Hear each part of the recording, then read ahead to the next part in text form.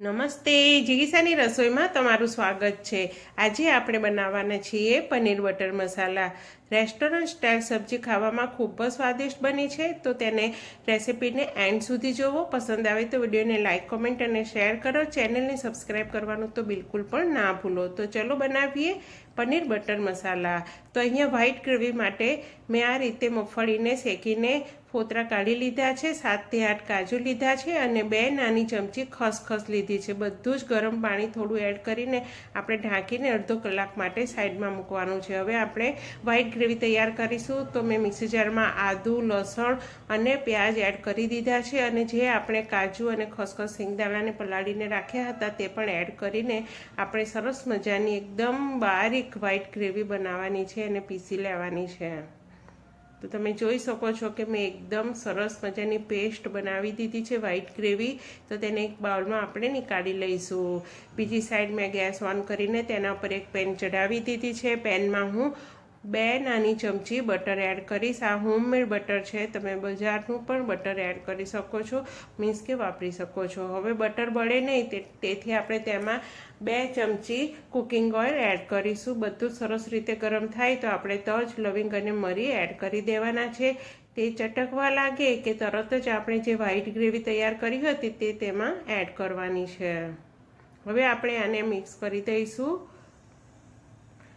હવે મેં જે લાલ ચટણી બનાવી છે તે હું આમાં એડ કરીશ। તો કશ્મીરી લાલ મરચાંને ગરમ પાણીમાં મેં 10 મિનિટ પલાળીને તેમાં ટામેટું અને મીઠું એડ કરીને ચટણી તૈયાર કરી છે। તે ચટણી મેં વ્હાઈટ ગ્રેવીની અંદર મિક્સ કરી દીધી છે। તમે જોઈ શકો છો મીડિયમ આંચે ઢાંકીને આપણે થવા દેવાનું છે। ગ્રેવી આપણી પરફેક્ટ તૈયાર થાય ત્યાં સુધી આપણે મીડિયમ આંચે તેને આ રીતે હલાવતા જવાનું છે અને થવા દેવાની છે। તો ઓઇલ થોડું સેપરેટ થતું જોવા મળે છે તો આપણે તેમાં અડધી ચમચી હળદર પાવડર, 2 નાની ચમચી ધાણા જીરું પાવડર અને 1 નાની ચમચી લાલ મરચું પાવડર એડ કરીશું। લાલ મરચાંની જે આપણે ચટણી હતી તે મોળું કશ્મીરી લાલ મરચું હતું, તો તીખાસ માટે મેં 1 નાની ચમચી આ રીતનું મરચું એડ કરી દીધું છે અને કિચન કિંગ ગરમ મસાલા અને કસૂરી મેથી પણ એડ કરી દીધા છે, જે આપણે સ્વાદ મુજબ એડ કરવાના હોય છે સબ્જીની ક્વોન્ટિટીના પ્રમાણમાં।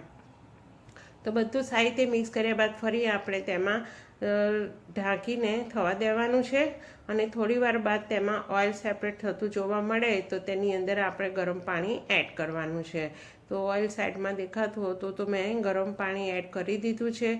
હવે આપણે ફરી તેને મિક્સ કરીને ઢાંકીને મીડિયમ આંચે થવા દઈશું। જ્યાં સુધી એકદમ પરફેક્ટ ગ્રેવી તૈયાર ના થાય ત્યાં સુધી આપણે તેને હલાવતા જવાનું છે અને થવા દેવાની છે।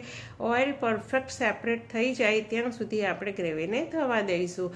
થોડી વાર બાદ તમે જોઈ શકો છો કે ગ્રેવી કેટલી ફાઇન બનીને તૈયાર થઈ ગઈ છે। ચારે બાજુ ઓઇલ સેપરેટ થતું જોવા મળી રહ્યું છે।